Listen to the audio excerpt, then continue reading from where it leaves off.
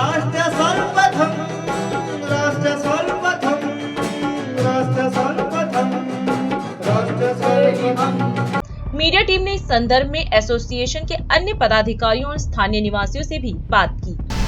मैं Ashok Kumar बालीनगर welfare association का vice president हूँ और दिल्ली राजा गार्डन RWA का एडवाइजरी कमेटी का मेंबर हूँ।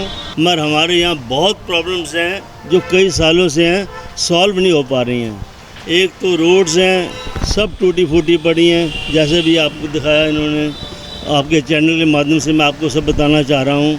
और मार्केट में टोटल दोनों साइड्स पर फुल मैकेनिकों का कब्जा है और नाले हैं, बारिश जरा सी होती है ऐसे लबालब भर जाते हैं, पानी बाहर के बाहर निकलता है, कोई देखने वाला नहीं है। यहाँ का ना कभी हमारे MLA सोनी साहब आए हैं और ना हमारे यहाँ के सुमन त्यागी जो वार्ड के हैं वो भी कम ही चक्कर लगा उनका, पर प्रॉब्लम्स बहुत ज़्यादा हैं। उसी प्रॉब्लम्स को मैं आपके माध्यम से बताना चाह रहा हूँ, जबकि हमारे प्रेसिडेंट साहब बहुत कोशिश कर रहे हैं। आप क्या चाहते हैं सरकार से कि सरकार आपकी मदद किस तरह करे? हम चाहते हैं ये सोनी साहब जो MLA हैं उनको जब से कोई इलेक्शन हुआ कभी भी यहाँ नहीं इलेक्ट हुए, कभी आए नहीं हैं।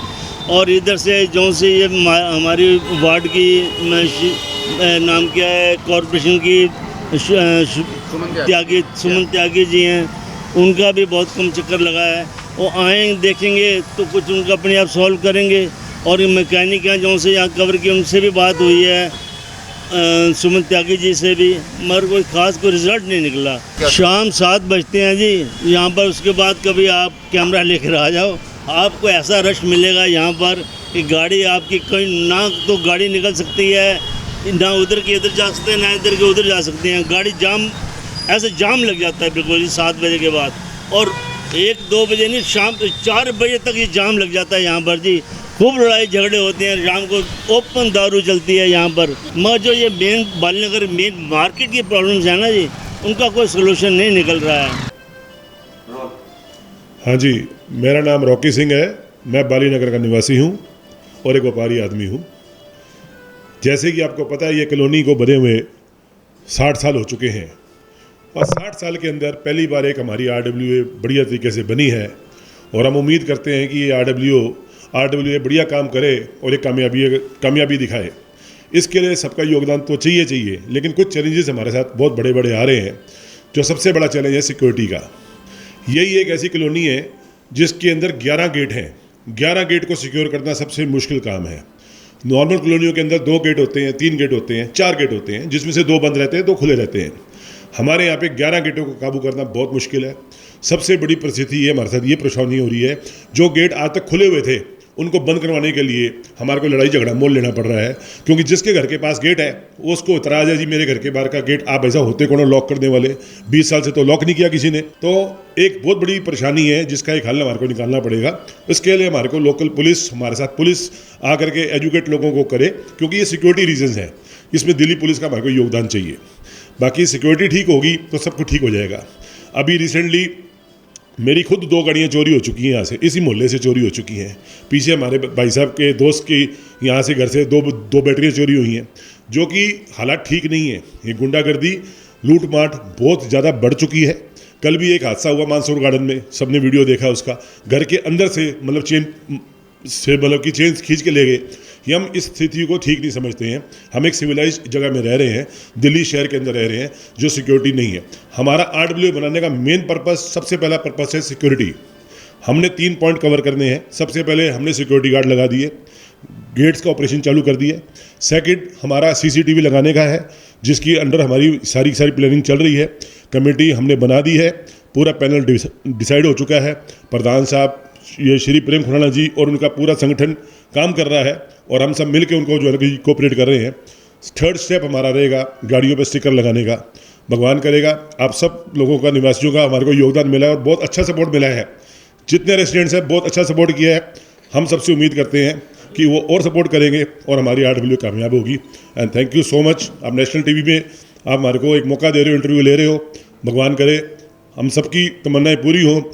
हम एक सिविलाइज एरिया में रह रहे हैं और हमारी कॉलोनी को एक जो है जी गेटेड कॉलोनी का खिताब मिले। मेरा नाम जगजीत सिंह मुदड़ है। मैं बालीनगर राजा गार्डन में ही रहता हूँ। जो आज आप प्रोग्राम को कवर कर रहे हो, बहुत अच्छी बात है कि आज नेशनल टीवी के ऊपर ये प्रोग्राम दिखाया जाएगा। दिखाना भी चाहिए, क्योंकि सरकारें क्या करती हैं ये लोगों को भी पता होना चाहिए। आज हम देखते हैं, और आपने भी देखा होगा कि हमारे जैसे बालीनगर के अंदर आप एंटर करते हो तो गाड़ियाँ ही गाड़ियाँ आपको नज़र आएंगी। और यही अगर आपने दृश्य देखना हो तो आप कभी शाम को या रात को आइए, आपको पता लगेगा कि यहाँ से आप निकल भी नहीं सकते।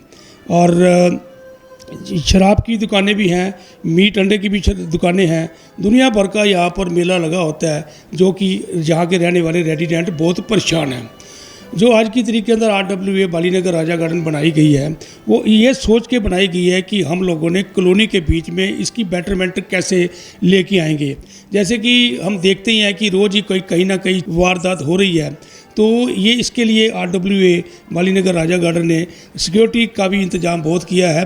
और आने वाले दिनों के बीच में आप ये देखिए कि हर गेट के ऊपर सिक्योरिटी गार्ड भी खड़ा होगा और हर बंदे की जो है पूरी की पूरी चेकिंग होगी कि कौन सी गाड़ी अंदर आ रही है, कौन सी गाड़ी बाहर जा रही है, और हर गाड़ियों के ऊपर एक स्टिकर भी लगेगा और रेजिडेंट को इसकी सहूलत भी मिलेगी।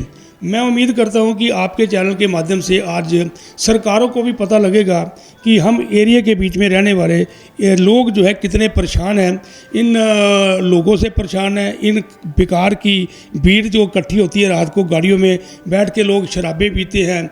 शराब जो पीते हैं वो भी हमारे जैसे ही बंदे हैं, मगर बेसिकली इन लोगों को भी देखना चाहिए कि वहाँ से एक शराब के ठेके से शराब ली, मीट की दुकान से, मीट अंडा की दुकान से ऑर्डर किया और गाड़ी में बैठ के ये शराबें पीने। और कभी कभार तो हम भी रात को लेट को आते हैं, तो अपनी ही घर के अंदर जाने के लिए गाड़ियाँ इतनी खड़ी होती है कि हमें बहुत ही मुश्किल होती है। और हम आपके नेशनल टीवी से उम्मीद करते हैं कि ये आपका नेशनल टीवी हमारी बात सरकार तक पहुंचाएगा, और जो सरकार तक अगर बात पहुंचेगी तो ये आपका एक माध्यम है, टीवी के माध्यम से भी सरकार तक बात पहुंचाई जा सकती है। और आपके चैनल को धन्यवाद करता हूं कि आज आप हमारे RWA बालीनगर के पूरी की पूरी टीम की आप इंटरव्यू लेने आए हो। आपका बहुत बहुत धन्यवाद। आप यहाँ की निगम पार्षद और MLA को कोई संदेश देना चाहेंगे? संदेश यही देना चाहेंगे, जो उनको देना चाह रहा हूँ, ये देना चाह रहा हूँ कि हम वोटर हैं तो आपको वोटर की बात को सुननी ही पड़ेगी। हुक एंड क्रुक जिस तरीके से भी आपको बात पहुँचाई जाए, आप उस बात का समाधान करें, और इनका हम बहुत बहुत धन्यवाद करेंगे। एडवोकेट भावन पसरीचा। RWA में जो मुसीबतें आ रही हैं और आपको जो चैलेंजेस फेस करने हो रहे हैं, उस पर आप क्या कहना चाहेंगे? और आप एक युवा भी हैं।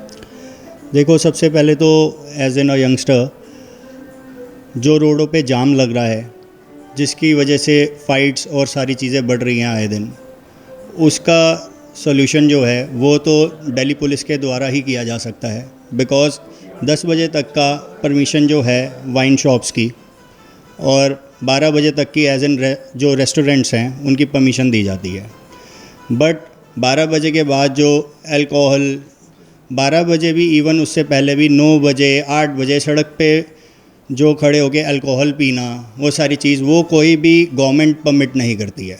इसके लिए एक पिटीशन भी फाइल हो चुकी है। उसमें हाई कोर्ट ने ये परमिट करा है दिल्ली पुलिस को और कंसर्न डिपार्टमेंट्स को, MCD को, कि ये सारी चीज़ को संज्ञान में लेते हुए ये सारे डिपार्टमेंट, DCP और सबको आगे दिया गया है कि इसके बारे में देखा जाए और संज्ञान लेते हुए सिचुएशन का इसको रोका जाए। आप चैनल के माध्यम से क्या बोलना चाहेंगे? चैनल के माध्यम से तो मैं यही बोलना चाहूँगा कि ऑलरेडी जो चीज़ें हाई कोर्ट ऑर्डर कर चुका है उसको इम्प्लीमेंट करें। जो RWA की प्रॉब्लम्स हैं, जो चेयरमैन हैं, फाउंडर हैं, सब जो इंटरव्यू में बोल रहे हैं, और जो कि निगम पार्षद और MLA सारे लोग इनसे वेल कनेक्टेड हैं, तो वो उनसे उनकी प्रॉब्लम सुन के उसको रिजॉल्व करें। मैं राजागढ़ का निवासी विशाल खुराना। जैसा सर ने कहा कि अनवायलेंस और वर्गैलिटी यहाँ तो बहुत है। गाड़ियाँ रात को जवाब बड़ी रहती है यहाँ पे, इवन हमारा स्कूटर भी नहीं यहाँ से निकल सकता। सेकेंडली यहाँ पर ऐसे बार और अनयूडिटी इतना कुछ हो चुका है कि यहाँ पर रहना मुश्किल हो गया है। From the last 30 years we are surviving there. Last 30-40 year से हम फ्रॉम द बॉन्ड डेट से यहाँ रह रहे हैं। और जैसा सड़कें बताया, ये तो है ही है, ये तो आपने दिखाया ही आपके चैनल के माध्यम से, ये अभी तक कोई इसका कोई रिज़ल्ट नहीं है। और जैसा कि आप कह रहे हो कि MLA साहब यहाँ कोई यहाँ पर कोई चक्कर नहीं लगाता, तो मैं यही चाहूँगा कि थोड़ा बहुत, जैसे सर ने रिक्वेस्ट करी है कि आपके चैनल के माध्यम से कि हम लोग सबको ये बताएं कि थोड़ा ठीक रहे यहाँ पर माहौल, ताकि फैमिलीज़ भी रह रही हैं। रेजिडेंशियल एरिया इस टाइम में totally converted to the commercial. Bali Nagar Raja Garden के साथ ही राजौरी गार्डन का भी इलाका आता है, जो पहले से ही विवादों के केंद्र में रहता है। यहाँ उपस्थित बार, पब, क्लब इत्यादि देर रात तक चलते हैं। यही कारण है कि मार्च 2024 तक राजौरी गार्डन में पूरी दिल्ली में सबसे ज्यादा शराब पीकर गाड़ी चलाने वाले धरे गए हैं। राजौरी गार्डन के बाद बाली नगर में भी रात भर चलने वाले हुक्के और शराब ने कानून व्यवस्था को लेकर गंभीर स्थिति पैदा कर दी है। वरिष्ठ पुलिस अधिकारियों को लिखे पत्र में एसोसिएशन का दावा है कि इलाके में चलने वाला शेरे पंजाब रेस्टोरेंट पर भारी भीड़ आती है, जिससे शोरगुल और विवाद की स्थिति उत्पन्न होती है। एनसीडी ने इस संबंध में हाई कोर्ट में दिए गए अपने जवाब में कहा है कि शेरे पंजाब रेस्टोरेंट को जो हेल्थ ट्रेड लाइसेंस मिला है वह केवल टेक अवे श्रेणी के लिए मिला है। वहीं उपराज्यपाल को लिखे अपने खत में एसोसिएशन का यह भी दावा है कि 100 रुपए का चालान काटकर इस पूरी घटना पर लीपापोती करने का प्रयास किया गया है। वहीं डीसी वेस्ट को लिखे गए पत्र में यह भी जानकारी दी गई कि बिना फायर एनओसी के भी रेस्टोरेंट यहां चल रहे हैं। एसोसिएशन को यह भी शक है कि इन रेस्टोरेंट द्वारा परोसे जाने वाले हुक्के में मादक पदार्थ भी हो सकते हैं, जिसके कारण भी यहां हंगामे की स्थिति बनी रहती है। राष्ट्र